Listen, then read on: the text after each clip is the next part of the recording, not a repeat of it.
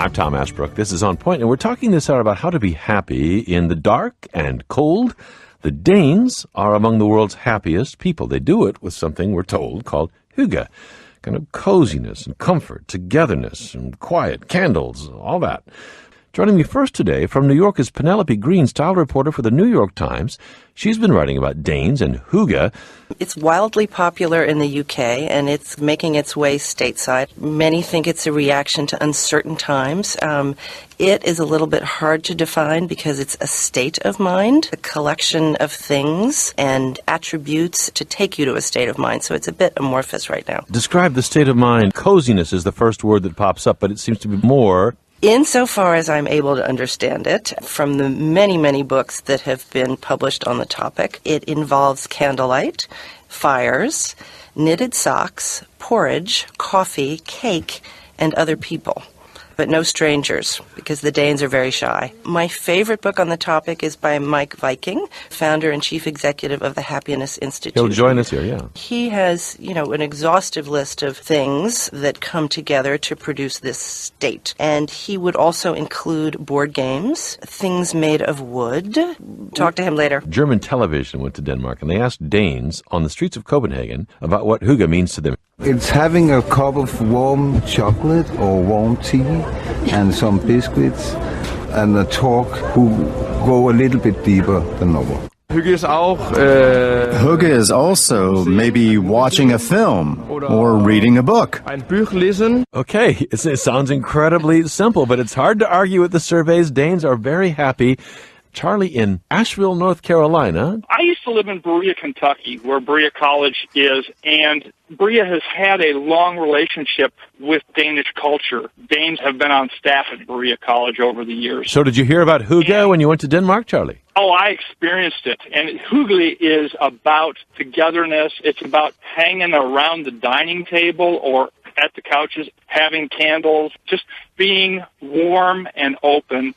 It's also about participation, things like rhythmic gymnastics. It's a cultural thing, and the Danes, they're all in this together. We're all in this together, and that's the overwhelming sense. Do we do it here? Do Americans do it? We are fiercely independent as Americans, and Danes find us fascinating for that reason. It's not a cultural norm to draw attention to yourself in Denmark. It's a lesson we need to learn, that we are all in this together. The Danes have created a society and a culture that is inclusive and participatory, and they benefit from it. Now, there are some flies in the ointment. They have a few issues. They worry people that emigrate to Denmark in the second generation. They want those people to be Danish and act and think in a Danish fashion, and when they don't, that's a little bit troubling. But I love Denmark. It's a wonderful place. Let's get a Dane in here. Mike Viking is with us now. He is CEO of the Happiness Research Institute, author of the new book, The Little Book of Hygge, The Danish Way to Live. Let us hear it from you, Mike Viking. What is hygge? Penelope and Charlie were very right. It is being consciously cozy. We also call it the art of creating a nice atmosphere or the pursuit of everyday happiness. But perhaps it's best explained with a story where I experienced a hyggelig time, which was a few years ago in Sweden with a few friends of mine. It was a December, so it was very dark, and we had been out hiking and came back into the cabin, and we got the fire going in the fireplace, and we had prepared a stew, which we put on the stove to boil, and we were just sitting back, relaxing, and we could hear the fire in the fireplace and the stew boiling, and we're just having a really good time. And then at one point, one of my friends said, could this be any more hyggelig? And then one of the girls said, yes, if there was a storm outside, because it is also this feeling about being sheltered from the outside. A lot of people feel they've been doing this all their life. Amy in Milwaukee, Wisconsin. Earlier you said, I wonder if do Americans do it? Are Americans doing this? And I just wanted to say from cold, wintry Wisconsin that absolutely we are.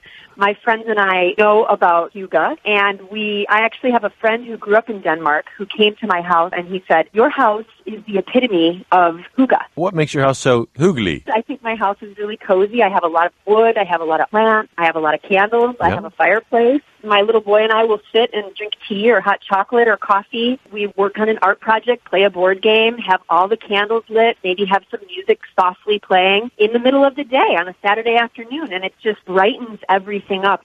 Is there evidence that this really leaves Danes happier? Yes. We've been looking at why does Denmark do well? Why do all the Nordic countries do well in the happiness rankings? Sweden, Finland, Norway, Iceland are always in the top 10. Of course, we've been looking a lot at the Nordic welfare state model. Democratic socialism. Everything that Bernie Sanders have been talking about in his campaign. To us, it's just common sense. And that is the key explanation. Those countries, because of social security, universal healthcare, free university education, they are really good at providing quality of life for a large group of people. They are really good at reducing extreme unhappiness. These rankings are based on averages, and if you focus on reducing extreme unhappiness, well, that brings up the average for everyone, and that's why those countries come out on top. I do believe it's true, but we couldn't use the political explanation to understand why Denmark does better than the other Nordic countries, because Sweden, Finland, Iceland, Norway also have those same high levels of welfare and social security and so on. So that's why we started to look at culture. And the difference here is the focus Danes have on hygge, the volume we talk about hygge, and the way we give it value. We see, I think, hygge the same way as you and Americans see freedom. You see freedom as something inherently American. We see hygge as something inherently Danish and something that is part of our cultural DNA. Because of that perspective, that focus on it, I think our language shapes our behavior and we become more inclined to plan and acknowledge and remember these positive experiences we have on a daily basis that consists of comfort, of relaxation, all those things that Amy talked about before. The boons of the welfare state are a big part of it, but another variable is the focus on the feeling and the articulation of the feeling and making that a goal. So, as your caller said, you can achieve it in your own home. Michael in Baltimore. Here in the United States, we don't have a social system. We have adopted our economic system as a social system. As my professor once said to me, another way to call capitalism is the FU economy. I think the whole experience of what the Danish is going through is a feeling of being safe, being separate from the elements, and just feeling cozy and warm and safe and nice. And I can't help but think it's a social system that helps contribute that feeling. Matt in Charlotte, North Carolina. Until this show today, I'd never heard of the term. This is a philosophy and a belief system about relationships and surroundings and so on that I have gravitated toward. And I will find myself sitting in a living room with 5, 6 people with a TV on, and without exaggeration, 5 out of 6 are staring at a phone. There's no presence in the moment. I could literally be a chair, and no one would know the difference. That's at least how I feel in those moments. That sounds terrible, Matt. Yeah. But you know what I mean? Culturally, I wonder how it works out with so much of our culture, certainly in America. People who seem to be increasingly more awkward, even making eye contact with you, having anything resembling a personal connection. I would just be interested in Mike's take on that as far as, where America stands now. What about it? Technology in Denmark and elsewhere, is it in competition with your beloved hygge? I think it is, and we're dealing with the same issues you are. I mean, technology is a new thing that we need to adapt to, and we have the same issues with people not being present. But I'm also concerned when we look at happiness levels and technology in terms of social media and so on. We did a large experiment about a year and a half ago at the Happiness Research Institute where we looked at the impact of Facebook on people's happiness and quality of life on different dimensions. And we randomized it, so we had 2 groups, one control group who continued to do as they usually do, and then one test group who we asked to take a break from Facebook. We measured their happiness before and after the experiment, and what we found was those people who went without Facebook, they were significantly happier after the experiment. They were better to focus on different tasks. They also experienced less envy and less anger.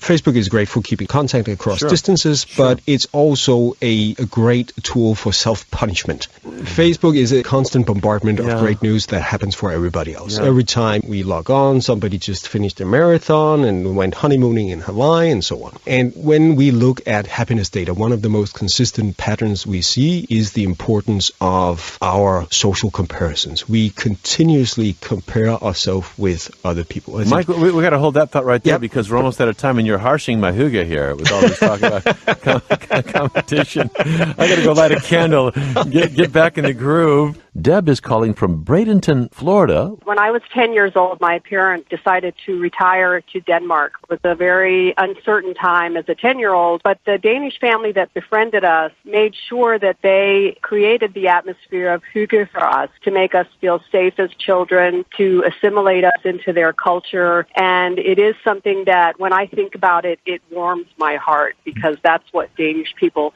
do and that's how they raise their children. Did you know the word? Did you hear about this? No, I had not, but I have to say that I did have to learn Danish very quickly to survive in school, and one of the first words I do remember is the word hygge. Do you think it's transferable to the USA? I really hope so. I think a lot of families are starting to realize today how important it is for children to feel safe in their environment, especially their home environment, so people are creating that atmosphere. Tom in Framingham, Massachusetts. I stumbled upon the program just a little while ago, and I instantly get the concept of hygge because I feel in my life I can see that in American society people are kind of just in their own little silos, and I think everybody is kind of drawing on yoga and meditation, these things from other cultures they want to bring in because we are so isolated. You know, we're all looking for that enlightenment, and it really is the perfect thing because people need that cozy, safe feeling, something that they can actually bring awareness to, that such a simple concept that you're just talking to people and sitting down, having a chat and maybe going a little deeper than normal, but really you need to almost bring awareness to that in our society because we don't do it naturally. In an American-style economy, it's a different kind of economy and social structure than Denmark's. Is the American political culture, economy, hospitable to what you're promoting here? I think it is. The same things that drive well-being in Copenhagen and Lisbon are the same things that drives happiness in Wisconsin and New York. I think more and more people are recognizing that the way we've been measuring progress is wrong. We've been measuring progress in terms of GDP and in terms of wealth, and we should instead start to measure progress in terms of well-being, happiness, quality of life. We do see more and more governments not only measuring standard of living or GDP per capita, but also measuring happiness or quality of life. And looking ahead 10, 20 years, I think that will be even more and more mainstream. What Danes have a little bit a head start on is the acknowledgement of the gap or the decoupling there is between wealth and well-being. We're not saying that money doesn't matter for quality of life or happiness, but at a certain point in terms of income, additional $50, $100 per month is not going to matter in terms of what kind of emotions I experience on a daily basis. Then we need to focus on other things such as togetherness, such as purpose, such as comfort and relaxation. And I think that's what some of the Nordic countries have as a head start. We are putting quality of life at the core of public policies and the way we are designing our societies and our lives. And I think that's a head start in these days. Everything has its critics, and let me put to you some criticism of hygge that I'm also reading here. In Slate, they're talking about it being a tool of xenophobic populism, that your far-right party in Denmark makes a whole lot of hygge, you know, the virtues of the lifestyle, that it's also, though, it can be exclusionist. Is it a tool of xenophobic populism? I don't think it is, and we do see hygge throughout the political spectrum. In Denmark, hygge is for everyone. It's not an upper class or middle class thing, it's for everyone. It's also something that should be accessible. We also see it as something that should be inexpensive. We feel that if you walk into a restaurant that is too expensive or too extravagant for your budget, you can look at your friends and say, shouldn't we find a place that's more hyggelig? And your friends will go, yeah, let's do that. I don't see it as being exclusive, but it has been called socializing for introverts. Because it's quiet? It is expanding your comfort zone to include other people. It is being with other people, but without it being sort of energy draining. That's also why it happens in smaller circles, maybe 4, 6, 8, 10 people. So coming back to the criticism, whether it can be exclusive, it can to that extent that larger gatherings of 100 people would not be seen as hyggelig as a gathering of, for example, 6 to 8. Rick in Omaha, Nebraska.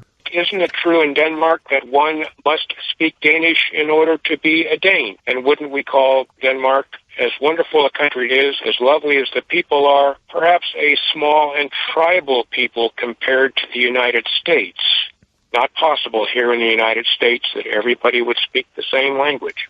I have quite international group of friends. We meet once every 2 weeks to play poker. And there is a guy from Turkey, there's a guy from Mexico, there's a guy from US, there's a guy from the UK. We speak English when we're together, even though many of them have been there for several years. However, there is one word that is used in Danish at those evenings, and that is hygge. It's usually when Danny loses a big hand, he said, never mind, I'm just here for the hygge.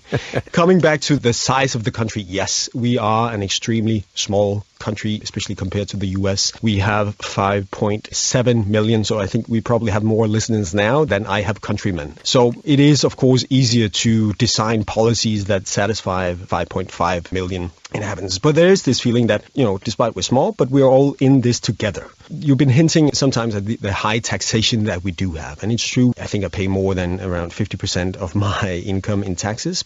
But I, together with, I think, 9 out of 10 Danes, we say we are happily paying our taxes. Because even though we pay a lot, we feel we get a lot in return in terms of quality of life. Yes, I could afford a bigger car if I didn't pay those high taxes, but a bigger car is not going to bring me happiness. What is going to bring me happiness is knowing that everybody I love and care for is taken care of. That there is equal opportunities for all and social mobility and policies that ensures people can enjoy a relatively high quality of life. Let me ask, does hygge fit in a Trump America? I think perhaps hygge could be the emergency package for the Trump presidency. When we were looking across the pond from Denmark and being a country that have practiced democratic socialism for years, it's interesting to see if you did a poll among Danes, only 3% would have voted for Trump. So we have difficulties understanding the choices that have been made in the U.S. recently.